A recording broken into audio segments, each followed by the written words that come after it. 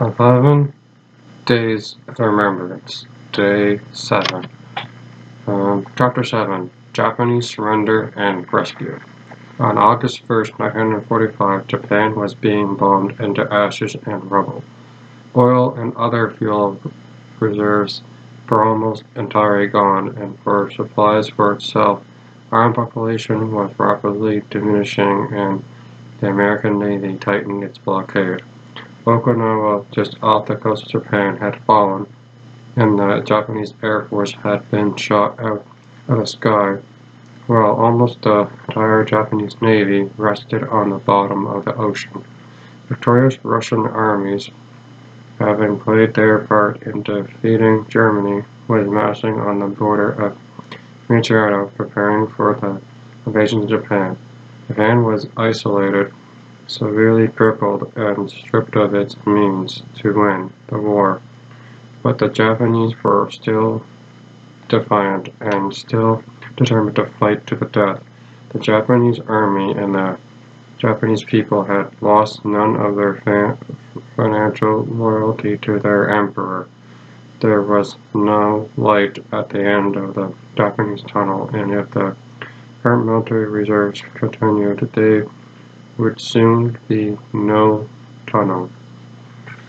After the war, the United States Strategic Bombing Survey reported that the Japanese economy was in a state of collapse by December 1945.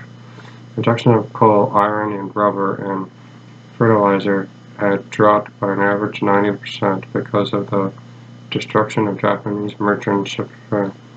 The constant air raids on island transport infrastructure, Allied submarines and aircraft had damaged and sunk the Japanese tanker fleets to the extent that Japan's annual requirement of 6.5 million tons of oil per year were dwindled to 250,000 tons. Aircraft production fell 80% by the end of July 1945.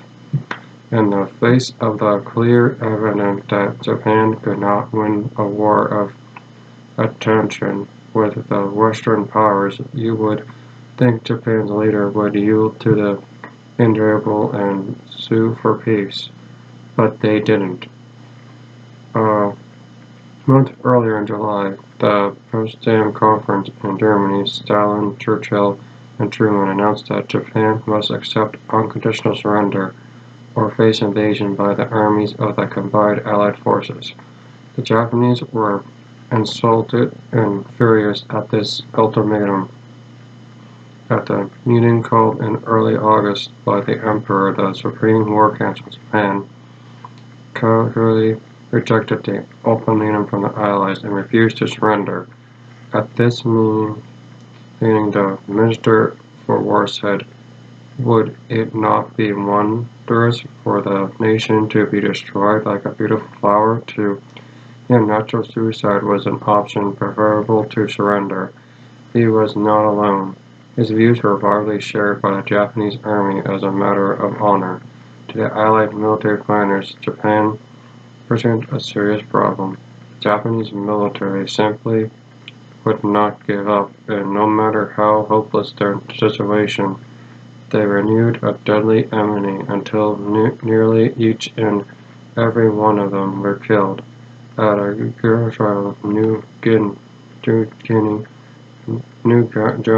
New Guinea, and Kasha, Japan garrisons fought to the end with a fatality rate of 99%. Those who were captured alive were wounded and unable to commit suicide. On Okinawa in April 1945, the Japanese garrison was 76,000 trained combat soldiers. When the battle for Okinawa was over, all 76,000 of them had died fighting. Combined casualties for the U.S. Army, Navy, and Marines were 72,358. If the American forces had surrendered more than 72,000 casualties from 76,000 Japanese defenders at Okinawa, almost 1-for-1, what would American casualties be when they tried to invade Japan? Moreover, the mountainous terrain of Japan favored the defenders. There were only two locations in Japan where the terrain would allow the deployment of a large invasion force. Both of these, of course, were known to the Japanese, and both were fortified in depth against an Allied invasion. Again, because of the terrain, the value of the Allied air power and heavy equipment such as heavy tanks were greatly minimized. Thus, the invasion of Japan would be largely an infantry battle fought face to face with the rifle, bullet, the bayonet, and hand grenade. It was a polling post and a potential bloodbath of monumental potentials. It was clear that the Japanese refused to surrender, and the Allied forced to invade Japan. Allied army casualties alone would be greater than 1 million. Japanese soldiers would be the multiple millions if their typical course of resistance were employed to defend their sacred homeland, as no doubt to be to the threat of an Allied invasion of Japan. Japanese defense plan called JITSGO called a regular army of 2,900,000 combat soldiers. They would be backed up by a civilian armed flotilla of some 5 million. Japan also had honored and now held ready 5,000 kamikaze planes and pilots to wreak havoc on the ships of Allied invasion force. Japanese were absolutely determined to resist the invasion of Japan to the death. Just with the formidable nature of the task, American plans for the invasion of Japan under General Douglas MacArthur were codenamed Downfall. The first phase Olympic was scheduled to commence with the invasion of southern Japan on November 1st, 1945. So here we were, Japan facing another winter of starvation and nearly imprisoned between the hammer and the inevitable. It seemed that if they didn't die of starvation, he would be killed doubly by the Japanese or individually by the invading Allies. In August 1945, our camp at Ogaki consisted of approximately 250 prisoners of war, of whom 68 were Canadian survivors of Hong Kong.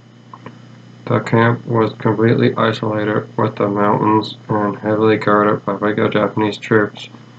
We had carefully hidden in the camp a secret radio receiver, turned it to the American Armed Forces broadcast station at San Francisco. The radio was a powerful naval receiving set, salvaged from the American heavy cruiser Houston as she was sinking in the Cedar Snake after an outmatched losing naval battle with the Japanese fleet.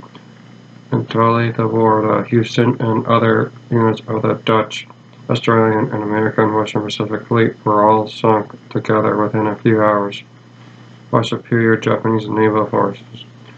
At the signal, crew of the sinking Houston went over the side into the water. Each took a vital component of the ship radio receiver with him. The were carefully hidden in fake water bubbles make the like false buttons of havoc, closing in and above it look into the heels of the shoes. Luckily, the Japanese did not discover the hidden components, and overwhelming members of Houston's crew under Chief Petty Officer Jack Flitz arrived in our camp. Much the worst to our feelers were the vital radio components were still hidden and intact within internal electrical parts and wires stolen from the marine electrical shop and powered by the camp's electrical system. We had a clean sense radio receiver that could receive signals from the armed forces. Nightly news broadcasts from San Francisco to the armed service forces in the Pacific. However, the Japanese discovered it. Anyone having in whom the remote contact with the radio or broadcast would be summarily executed. The radio was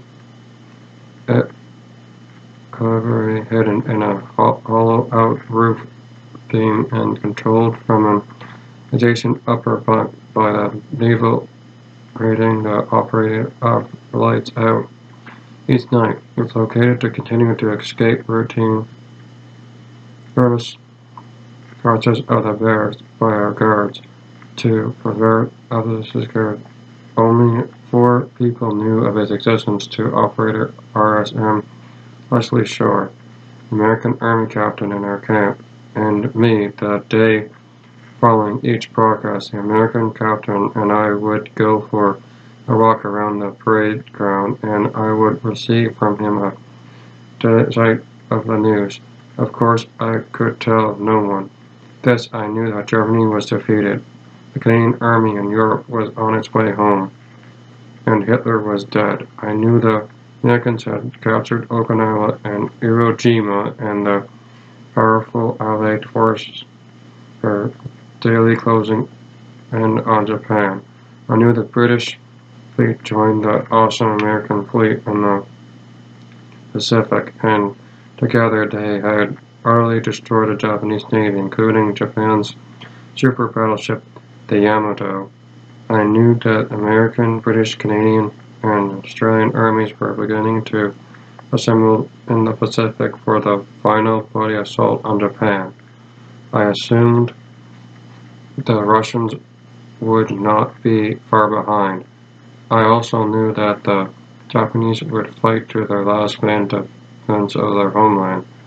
They considered it an honor to die for Japan and the Emperor, as they held at Okinawa and everywhere else the invasion of Japanese prisoners had taken place. I knew that if Allied invasion forces came close to rescuing us, the Japanese would kill us first.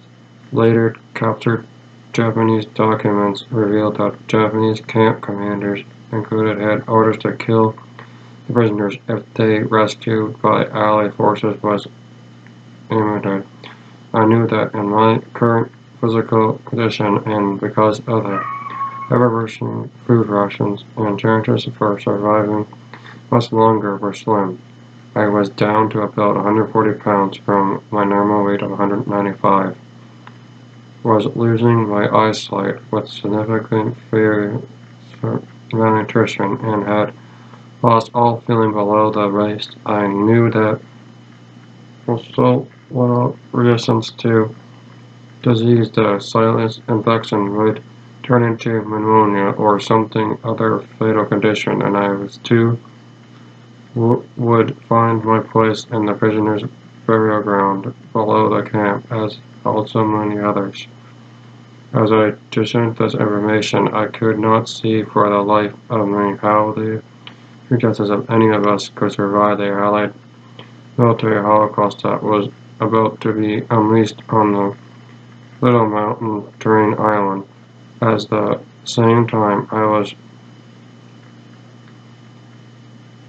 full of hope, promised my men that we would be home for Christmas. I never once let anyone see just how hopeless our situation seemed to me. I was 23 years old. My life had just begun. I didn't want to die in these circumstances. I hoped and prayed that a miracle would save us. Surely the Emperor would not allow the deterioration of an entire nation. Surely he was not infected by the same suicidal madness of his generals. I didn't know it, but very soon a series of events would occur in a period of 9 crucial days from the 6th to the 15th of August that would change the world forever. These events would determine the fate of Japan and would affect the future of all mankind. These events saved the lives of multiple Japanese and men, freedom for nearly 100,000 Allied prisoners being held in Japan. On August 6, our radio reported that American bombers had dropped something called an atomic bomb on a Japanese city to the south of us, Hiroshima. We didn't know what an atomic bomb was, but we knew one bomb had destroyed the entire city. He closely watched the camp commander and underguards for some reason. None. They didn't know anything about the destruction of Hiroshima. Was this the face-saving event that Emperor needed to surrender and hold the coming invasion and certain destruction of Japan and his people? The Japanese ambassador in Moscow also met with Molotov, the Soviet foreign minister, and asked him to discuss peace terms for Japan with Britain and the United States. Molotov summoned the Japanese ambassador on August 9th and told him bluntly that as of the moment the USSR was declaring war on Japan, there would be no negotiations with the Americans or the British, and any further discussions would take place only after Japan's unconditional surrender. As this declaration was going on, an American bomber dropped another atomic bomb on Nagasaki, with accumulating division results. Many people have criticized President Truman's decision to drop the atomic bomb on Japan, and doing so, that made the invasion of Japan unnecessary. If the invasion scheduled for November 1945 had gone ahead, it would have led to the greatest and most appalling slaughter in the history of mankind. Not only did the mountains rain on favor of the defenses, but the powerful army of Japan and its civilian population would have fought to the death. All people held in the island would have been killed. Millions of Japanese civilians and Japanese allied soldiers would have died in the gigantic battle of extermination. The people of Japan did not deserve that, nor did the weary soldiers, sailors, and marines of the United States. Now Japan was truly alone and defeated from the imminent invasion from the joint allied armies of the United States, Great Britain, the Soviet Union, Australia, and Canada. Relying from the developments, on August 10th, the Japanese informed the Allies through Switzerland that if the Emperor could retain his post as head of state, Japan may surrender. President Truman, on behalf of the Allies, sent a radio message to Japanese on August 11th, informing them that if they surrendered immediately, they could retain the current status of the Emperor. On August 14th, the Japanese informed the Allied powers that they now agreed without reason to a formal surrender and a cessation of all hostility to commence on August 15th, next day. While the exchange was going on, we in northern Japan followed each development through our nightly news broadcasts and put the Emperor could overthrow his generals who determined to fight on and bring the war to an end. August 15th, our radio informed us that the Emperor was to broadcast by radio to the nation, informing the people of Japan's surrender, and ordered them to lay down their arms. By the Emperor's order, Allied prisoners were not to be harmed.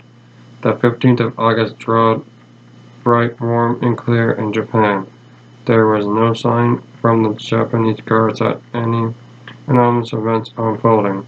As usual, the work party for the mine was prepared and continued. At 7:30 a.m. sharp, we began to march through the camp gate with our guards on our mile-and-a-half journey to the mine. At the mine, it appeared to be another typical day as Japan mine workers and prisoners alike picked up their tools and went to their stations to task. At 11 a.m., the sergeant of the guard who had escorted us to the mine sent for me. "Pancho," he said, "assemble all your men and stop numbers 10 immediately." I looked at him with a surprised look and asked why. He snarled, "Do you as you're told." In a few minutes, we were all assembled in the dark in an isolated position of the mine. An explosive charge detonated here, if that is what they intended, would bring down the unstable roof with tons of rock to be our tomb for eternity. What could I do? I expected something humorous was happening on the surface. I prayed the negotiation had not broken down, that the Emperor would carry out his radio announcement and his promise for surrender, and that the people would obey. But what here as to the tomb like Scout, what is a trap? Would they push the plunger and bury us here forever without trace? At 1 p.m., the sergeant of the guard came down to the location and said, Honcho, tell your men we are going up to camp. No more work today. What a relief. When we had returned to the surface and were collecting our things, the Japanese foreman of the machine shop whispered to me that the Emperor had just spoken through the radio to tell the people of Japan the war was over. He winked at me and said in English, with a little smile, Pancho, you go Canada now. Now we know why we had been squenched from the rest of the mine works. We were not to be allowed to hear the Emperor's voice or his message. We warmly formed up and marched back to the camp. We knew the war was over and the Emperor had to so inform the people of Japan, but what about the military? Would they obey the Emperor or would they revolt and carry on the war? Some of them did revolt, but their attempt to silence the Emperor failed and the leaders of the revolt were arrested. We were very vulnerable and completely defenseless in a dangerous power vacuum. We got back to the camp. We were considered the camp commander took the salute. The guards were dismissed, and within a sign, the camp commander dismissed the work party to their barracks. What to do now? We had experienced the camp commander to announce the cessation of hostilities and the surrender of Japan, but he didn't. As usual, his face was interheld. He turned on us his heel and stalked off to his quarters. What was he thinking? What was he plotting? Why he's not facing his country's defeat and his emperor announcement? Was he silenced? Evidently, he was not going to obey his orders from Tokyo. In the meantime, as we pondered the questions, we decided we had to tell our men what had happened, as they were demanding to know why we had been sent back from the mine. We also told them that while we may appear to be free, we were not now in even more danger than before. We could not protect what would happen if Japanese army decided to disobey the emperor, and we did not wish to provoke an incident. Unfortunately, in the south of Japan, after the armistice, some Japanese soldiers disobeyed the emperor orders after the surrender and announcement and executed American prisoners. So we ate our rice, attended roll call, and went to bed as usual. I slept little that night. Next morning, August 16th, we prepared for work detail as usual at 7:20 a.m. At 7:30, after the count and other formalities, the camp commander declared, Kimiwa Yashani Kasai. Today is a holiday. Dismissed. No announcement. No sign of a change.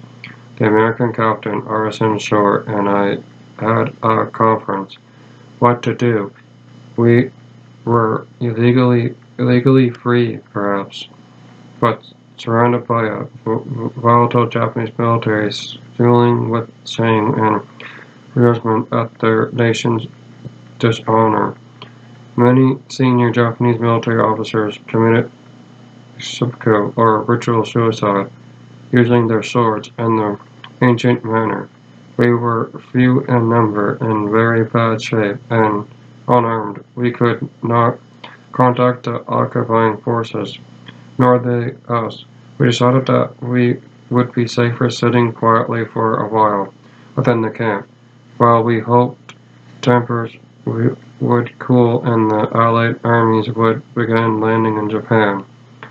On August 17th, the same thing happened. Work detail parade conducted many military exchange. The day declared a holiday by the camp commander. No announcement. Things were still calm outside in the fades. This day we decided to face the camp commander and assert our authority and our new status as members of the occupying power. Why was he silent on the surrender? Maybe he knew something we didn't. Maybe he wasn't going to surrender. It seemed better to assume that the inactive. Maybe he didn't know what to do. Perhaps he had so specific orders from his superiors. Japanese soldiers had deep respect for authority, so perhaps we should be authoritative. It was, although I tried, we met with the commander and told him we knew the war was over. He replied, "That is what's not over." And how did we know the war was over anyways? So we took him into the bar racks and sold him the radio, now tuned to the American Armed Forces radio station set up in Tokyo. The camp commander was difficult.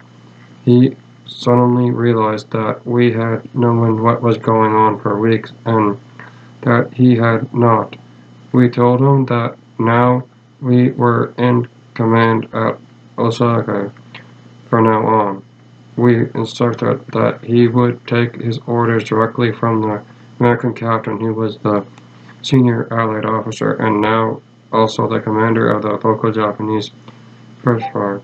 General MacArthur was now the supreme commander and governor of Japan, not the emperor.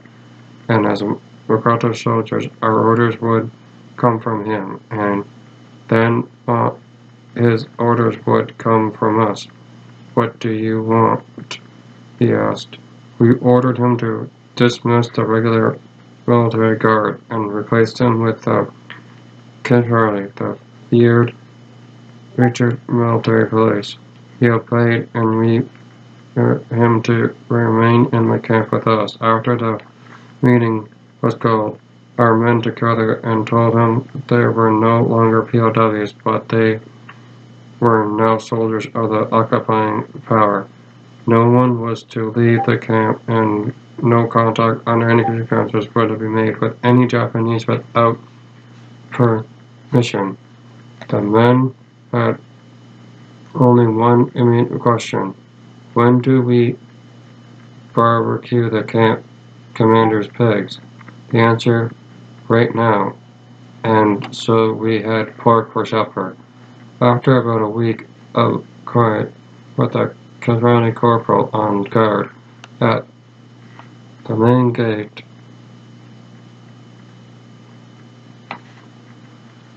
no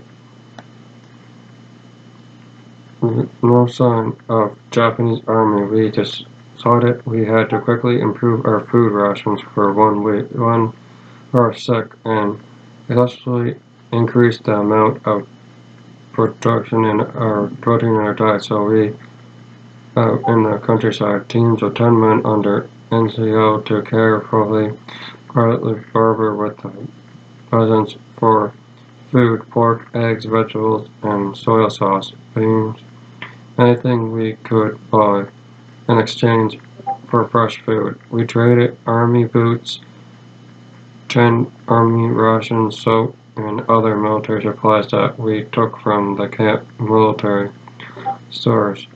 That was extremely risky, but we found the civilians cautiously but willing to try it, and very glad the war was over. This was very dangerous on the part, but our surviving men had to be fed immediately. The risk undertaken, there was no incident that the Japanese army did not intervene. Now feeling somewhat bored with our contact, the growing army was slowly spreading its influence across Japan. Radio informed us that to locate us, a massive grid search of Japan would begin immediately from the air with search planes launched from aircraft carriers at sea. We immediately painted the Akron PLW in white 8-foot letters on the roof of our biggest hut. Severely days passed. Only the 1st of September, 10 a.m., we heard a fighter plane coming in from the ocean. Sure enough, it was a blue Navy fighter with the white stars of the U.S. Navy on its wings, getting on the sun. Oh God, would he see us?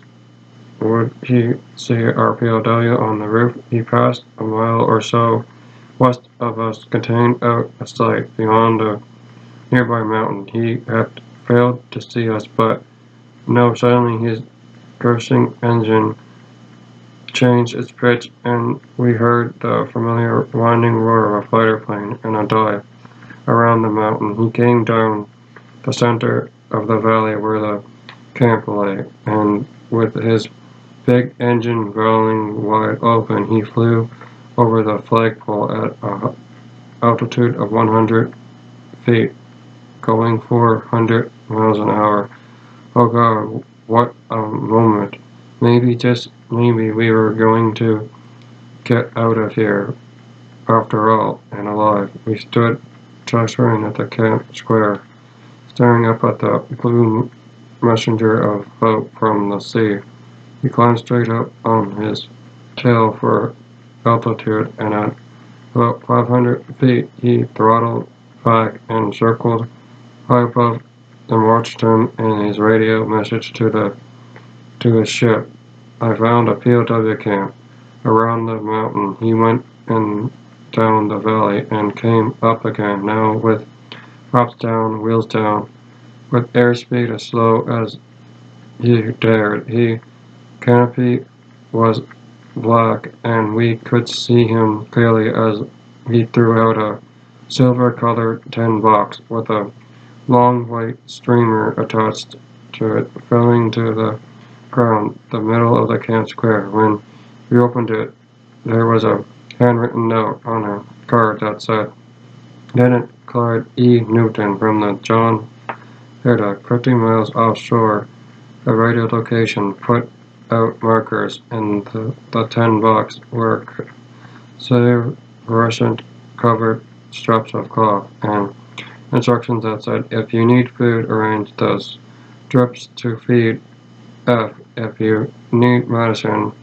arrange the strips to M. And if you come in but paratroop drop, arrange the strips to read P. We arranged the strips F and M again for the third time. They went around the mountain and came down the valley as passed over us about 200 feet. He wagged his wings, opened the throttle, and over. We now returned with a vicious army that had overcome its enemy. We were not forgotten. They written out slowly at the Dane's turning point towards what? The mountains. At 2:30 in the afternoon, we found a part of the valley. This one, 14 carrier torpedo bombers, 5,000 feet above us. Campaign led to us formation. Time led. And gate passes. They're over.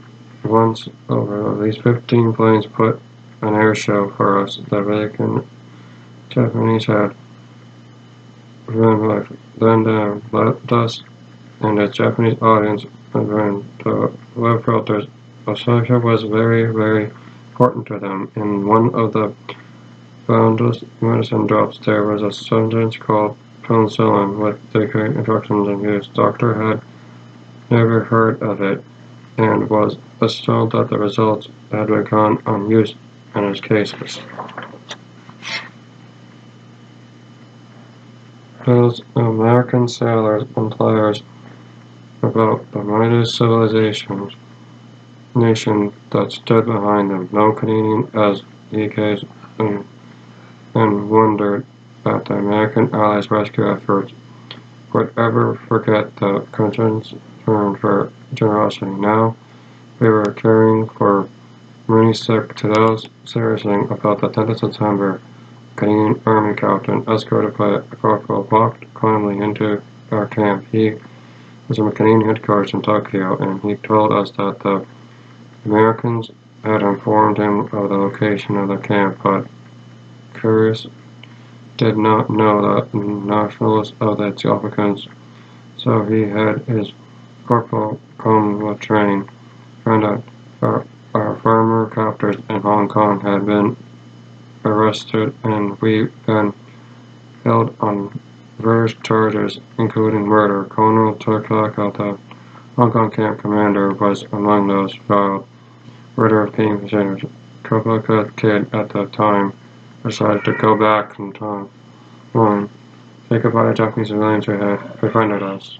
Two, and went home to Canada. And so, he got Canada now. These words whispered on August 15th that they first spoke. The military dictatorship has lost 2,700,000 servicemen. That's the end of chapter 7 and the end of day 7. I'll do day 8 tomorrow. I thank the veterans who fought for me so I could be free in World War I and World War II.